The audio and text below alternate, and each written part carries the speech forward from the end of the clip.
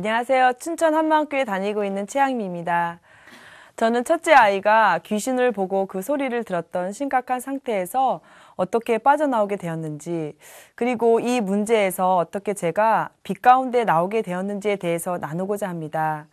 제가 결혼하고 나서 다음에 첫째가 태어났는데요. 이 아이가 저를 닮아서 그런지 너무 이쁘기도 하고 더 애착이 갔습니다. 저는 이 아이를 잘 키워봐야겠다는 마음이 들어서 매일같이 책도 읽어주었고요. 또 이유식도 정성스럽게 만들어주었어요. 그리고 아이가 좋아하는 장난감을 사주고 매일 놀아주었습니다. 저희 아들은 2살 때까지 아주 밝았고 잘 웃는 아이였어요. 저는 첫째 아들이 3살이 되었을 때 둘째를 임신하게 되었는데요. 그런데 이때부터 큰아이는 변하기 시작했습니다. 첫째 아이는 제 배가 점점 불러올수록 불안해하더니 어느 순간 밤에 비명을 지르고 잠을 안 자려고 하는 거예요. 얼마 뒤 동생이 태어났는데요.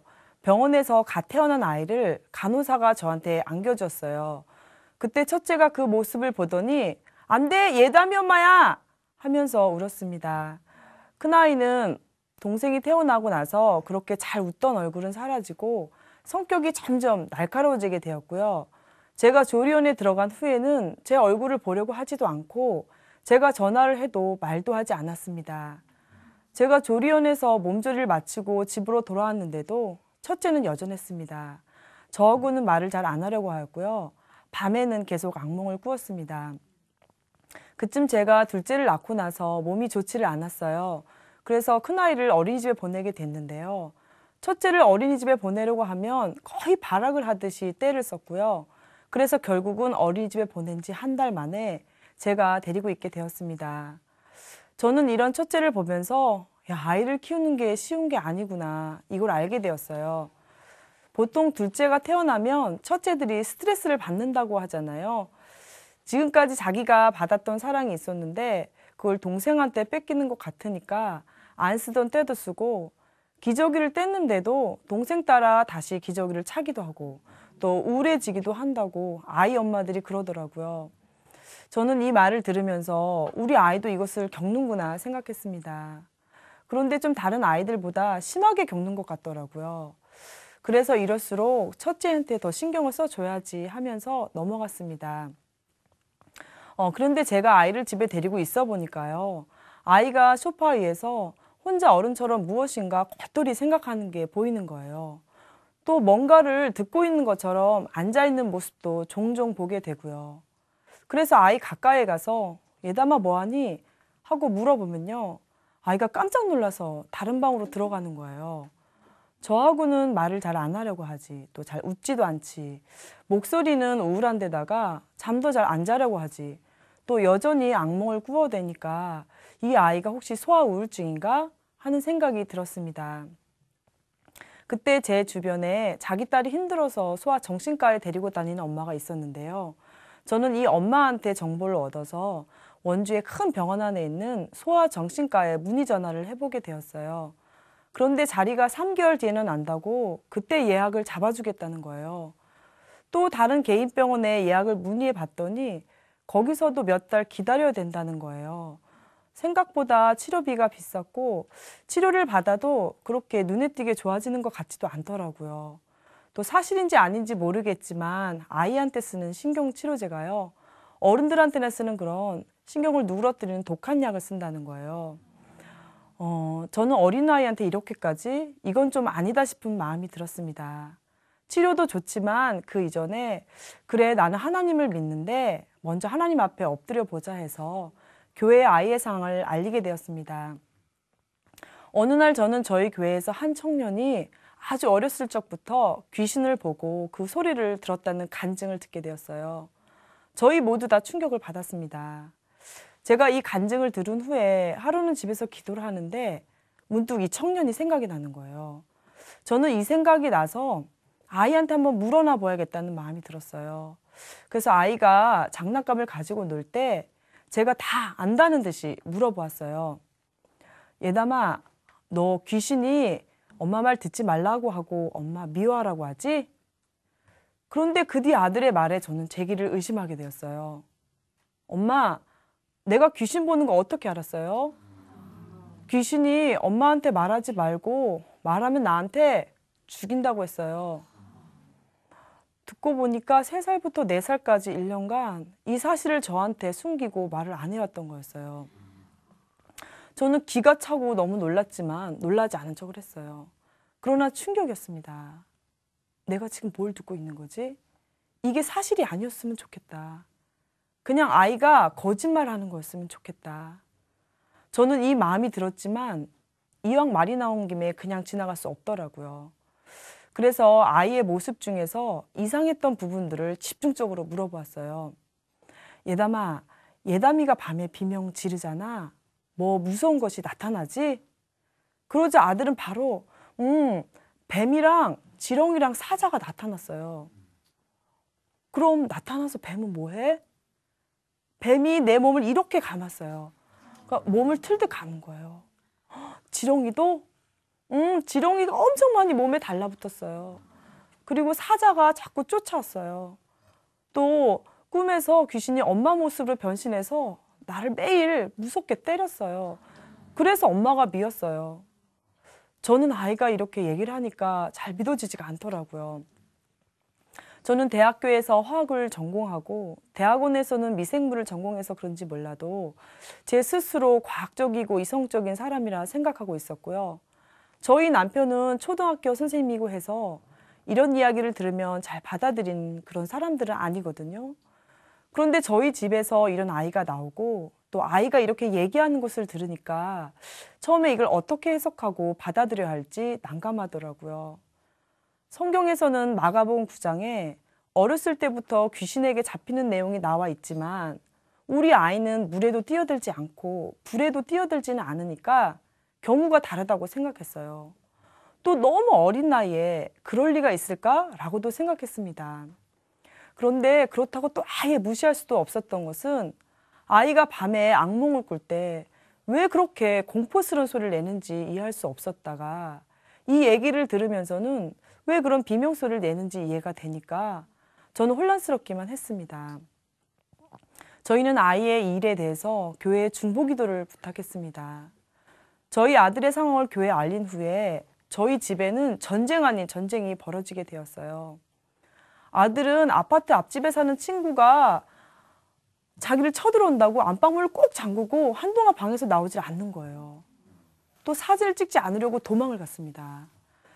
제가 가지고 있는 사진 중에는요, 예전에 어린이집 다녔을 때 찍은 사진이 있는데요. 그 사진에는 아이들 7, 8명 중에 저희 아들 혼자서만 뒤돌아서 찍은 모습이 있습니다. 왜 사진을 안 찍냐고 물어본 적이 있는데요. 사진 찍을 때 귀신이 보여서야 하는 거예요. 아이의 증세는 이것뿐만이 아니었습니다. 밤에 자면서는 예전보다 더 비명을 질렀습니다.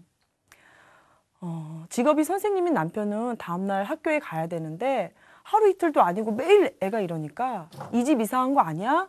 정말 못 살겠다 하면서 이사 가자고 하더라고요. 그런데 이사 가도 아이는 마찬가지인 거예요. 여전히 우울했고요. 좋다는 어린이집에 보내봐도 또 보름 만에 그만두고 말았습니다. 아이는 어떤 날은 귀신이 자기를 때렸다고도 했습니다. 그래서 제가 믿지를 않았더니 종이를 가져다가 그 종이에 여기는 어디고 저기는 어딘데 하면서 이 벽 쪽에다가 귀신이 나를 밀고서 나를 때렸어야 하는 거예요. 또 어느 날은 귀신이 놀이터에서 내 목을 졸랐어요 하는 거예요. 그리고 귀신이 장난감을 가지고 놀아도 준다는 겁니다. 기가 막혔습니다. 그런데 더 기가 막혔던 것은요. 엄마 그런데요. 엄마 모습이랑 똑같아요 하는 거예요. 그러다 어느 날 저희 집에 손님들이 좀 많이 온 적이 있었어요. 그때 아이가 심하게 소리를 지르길래 사람들이 가고 나서 너 왜 그러냐 물어봤어요. 그러자 아이가 엄마 사람들이 우리 집에 들어올 때 귀신이 많이 들어왔어요. 그리고 내 얼굴을 이렇게 일그러뜨리고 나를 때렸어요. 그리고 엘리베이터를 타고 갔어요. 아이는 귀신이 자기 얼굴을 어떻게 일그러뜨렸는지 모션까지 취하는데 참 난감하더라고요. 사도행전 8장에서는 사람에게 붙어있는 귀신이 붙어 다니다가 떠나갔다는 말씀을 알고 있으니까 이 말이 완전 거짓말은 아니라는 생각이 들면서도 한편으로는 아이가 이러니까 제가 정신이 없더라고요. 저는 이 아이를 보면서 이 아이를 가만 놔두면 안 되겠다 싶은 마음이 들었어요. 이 아이를 살려야 되겠다는 마음이 들어서 말씀 암송을 시작했습니다. 그런데 말씀 암송을 시작하니까 아이가 장난감에 더 집착하는 거예요. 귀신이 장난감을 가지고 아이를 분산시키는 것을 알고 나서는 귀신이 아이를 분산시키는 거를 쌀자루 8가마 안에 싹 다 담아서 갖다 버렸습니다. 첫째 아이가 그렇게 좋아하던 장난감을 갖다 버리니까 아이가 울더라고요. 이때 아이도 울고 저도 울었습니다. 이때 제 마음이 참 힘들더라고요. 이렇게 아이가 잡을 것이 없어진 후에 전 아이가 일어날 때, 마트 갈 때, 놀이터에 갈 때, 그리고 잠자기 전까지 말씀을 주구장창 암송을 시켰습니다. 아이 말로는 귀신이 옆에서 딱 버티고 있다는데 저는 귀신보다 더 무섭게 아이가 외울 때까지 말씀 암송을 시켰습니다.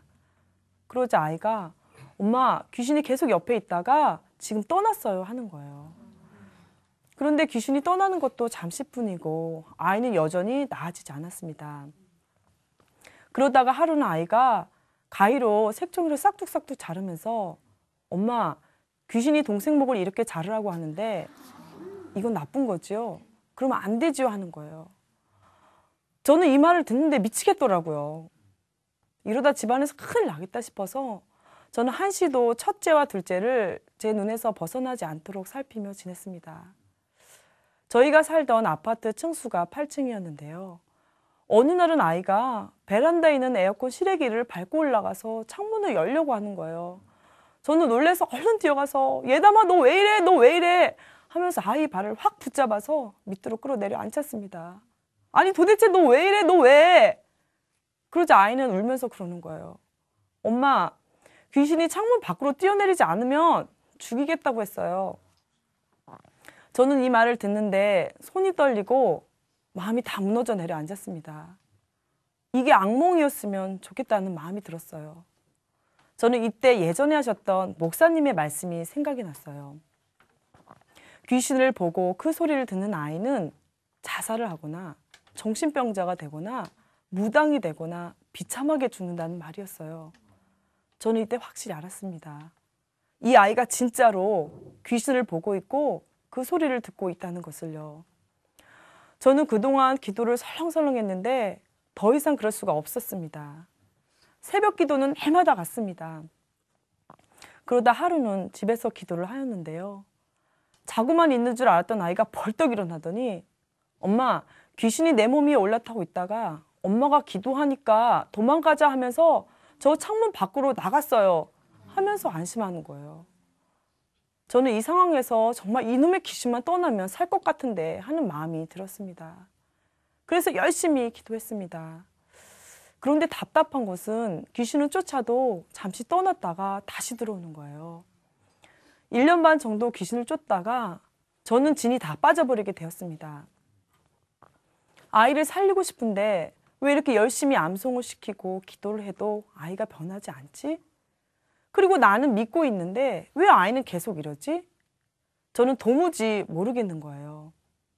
1년 반 정도 이렇게 해봐도 안 되니까 저는 기도고 말씀이고 뭐고 다 포기하고 싶다는 마음만이 들었습니다. 그러던 어느 날 저희 남편이 저에게 희소식을 안겨주었어요. 목사님께서 교회 카페에서 청년들과 자주 교제를 하시는데요.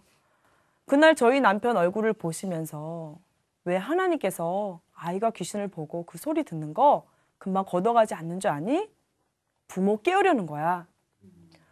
저는 이 말을 남편에게 건네들은 순간 하나님께서 저에게 하신 말씀으로 들려왔습니다. 하나님께서 아이가 귀신 보는 거 금방 걷어가신다고? 부모 깨우려고 하신다고? 아, 하나님이 금방 걷어갈 수 있구나. 맞아, 하나님이 귀신보다 더 세신데 나는 왜 지금까지 귀신을 두려워하고 있었지? 하나님이 하실 수 있는데 금방 걷어가지 않는 것은 우리 가정에 풀기를 원하는 것이 있어서구나. 내가 하나님 앞에 서기를 기다리셨구나.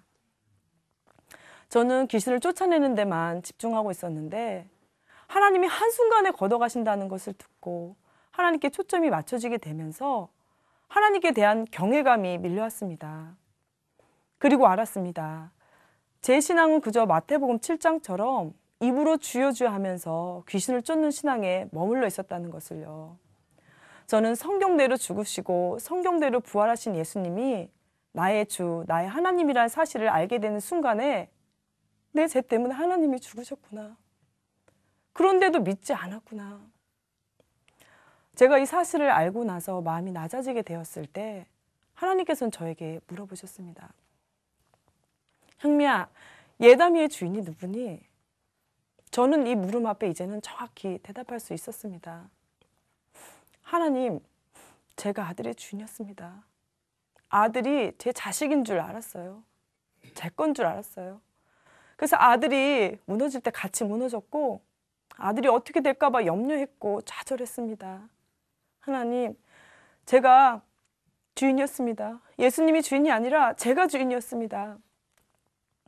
하나님께서는 이런 저에게 이 마음이 너무나 악하다 하셨습니다. 저는 하나님께 회개했습니다. 아버지 하나님, 하늘나라에서 자기가 창조주 자리에 앉으려고 하나님을 버렸던 마귀처럼 저도 똑같이 하나님을 제 마음에서 버렸습니다. 아버지께서는 그런 저를 용서해 주시려고 그 아들 예수님을 내어주셨고 저의 죄를 담당케 해주셨습니다. 또 부활시키셔서 저의 주인인 것을 믿을 수 있도록 해주시고 믿으라고 하셨는데도 저는 여전히 그 아들 예수님마저 배척하고 제가 주인 되어 살았습니다. 제가 아버지도 버렸고 예수님도 버렸습니다. 아버지 용서해 주세요. 이제 다시는 제가 주인 되어 살지 않겠습니다. 저는 하나님께 이렇게 회개했고 예수님을 주인으로 믿게 되었습니다. 아직 어린이집에 가지 않고 항상 저와 같이 있던 아들은 제가 회개하는 것을 어느 날 보고서는 저에게 와서 엄마, 나도 엄마처럼 회개하고 예수님을 주인으로 믿을래요 하는 거예요. 그래서 아들도 저에 이어서 회개하고 예수님을 주인으로 영접하게 되었습니다. 그리고 나서 아들은 엄마, 이제는 귀신 소리가 안 들리고 귀신이 안 보여요 하는 거예요. 예수님을 믿은 뒤 아들에게는 이렇게 놀라운 일이 벌어지게 되었습니다. 아직 어린이집에 가지 않고 항상 저와 같이 있던 아들은 어느새 70개 정도는 줄줄 암송하게 되었고 더 이상 두려워하지 않게 되었습니다. 엄마, 예수님이 죽고 부활하셔서 마귀는 심판받았지요? 예수님이 죽고 부활하셨어. 마귀 너는 끝났어. 하루는 아이가 이렇게 담대히 외치더라고요. 그리고 어느 날은 이사야 53장 말씀을 암송하고 나서는 엄마, 예수님이 내 죄 때문에 망치로 꽝꽝 손에 했지요? 진짜 아팠겠다 그러는 거예요. 그리고 어느 날은 아이가 화장실에 갔는데 어떤 누나가 나오다가 아이를 못 보고 문을 닫았나 봐요. 아이가 죽는다고 소리쳐서 화장실에 가보니까요. 문에 손이 끼어서 살이 찝히고요. 시퍼렇게 멍이 들었더라고요. 누가 그랬냐고 제가 좀 환한 얼굴로 물어보니까 엄마 그 누나 용서해줘요. 난 괜찮아요. 그리고 엄마가 그 누나한테 뭐라 그러면 그 누나 마음이 아프잖아요. 그냥 가요 엄마. 저는 이 말을 듣는데 제가 더 부끄러워졌습니다. 그러면서 드는 생각은 이 아이가 다른 사람이 아파할 때 같이 아파하는 그런 정상적인 마음을 가진 아이가 되었구나. 저는 안심이 되었고 감격이 밀려왔습니다. 그리고 아이에게 가장 크게 달라진 점이 있었는데요. 그것은 아이의 얼굴에 기쁨이 생겼다는 거예요. 그리고 이제는 어디든지 갈 수 있는 아이가 되었고요. 유치원에도 가고 학교도 가게 되었습니다. 학교는 다 다니는 것이 아니냐 할 수 있겠지만 저는 평생 데리고 있을 마음까지 먹었습니다. 왜냐하면 정상 생활이 안 되니까요. 그런데 이렇게 부활의 복음을 통해 놀라운 일이 벌어지게 되고 정상 생활이 가능하게 된 것입니다. 아이가 3살부터 6살까지의 이 힘든 과정을 겪고 부활의 복음을 통해 예수님을 믿더니 7살부터는 완전히 달라지게 되었어요. 아이는 초등학교에 들어가서는 받아쓰기를 잘해서 학교 방송에서 자신이 어떻게 받아쓰기를 잘하게 됐는지 소감을 발표하기도 했고요. 과학에 소질이 있어서 상도 받아왔습니다. 그리고 지금은 사진도 V 하면서 잘 찍고 있습니다. 그리고 밤에 비명 같은 거 안 지르고 지금은 아주 너무 잘 자고 있어요. 그리고 동네 어른들이 어쩜 저렇게 큰아들이 의젓하냐고 동생 잘 챙기는 것 좀 보라고 하면서 칭찬도 해주십니다. 저는 그동안 어둠을 떠나보내려고 말씀 암송도 시키고 기도도 열심히 해보았어요. 그런데 제가 이 일을 겪으면서 알게 된 것은 이런 행위보다 먼저 선행되어야 할 것이 있다는 거였습니다. 그것은 바로 마음 중심의 철저한 굴복이었어요. 예수님을 믿지 않는 이 중심이 얼마나 악한지 회개하고 돌이키는 것. 그래서 예수님만 주인으로 믿는 이 중심을 하나님께서 너무나 간절히 원하셨다는 것을 알게 되었습니다. 저는 이 믿음을 가질 때 전능자의 통치가 임하는 것 또한 알게 되었어요. 빛이 임하면 어둠은 자연스럽게 떠나갑니다. 저는 이 간단하고 단순한 진리를 알고 나서 이것을 누구에게서든지 알리고 싶어졌어요. 특히 저같이 자식에 문제가 있는 엄마들을 만나서 제 간증을 나누었습니다. 그러면서 엄마들 작은교회 예배가 자연스럽게 형성이 되었어요. 저는 예수님을 믿고 나서 저같이 힘든 아이를 키우는 엄마들이 얼마나 힘든지 아니까 이 엄마들을 마음으로 품게 되었습니다. 저 같은 경우의 엄마들은 아마 사는 게 사는 것이 아닐 겁니다. 복음에는 능력이 있습니다. 회개하고 예수님을 주인으로 믿는 것은 축복의 통로입니다. 여러분들도 회개하고 예수님을 주인으로 믿으셔서 자유하고 기쁜 삶을 사셨으면 좋겠습니다. 감사합니다.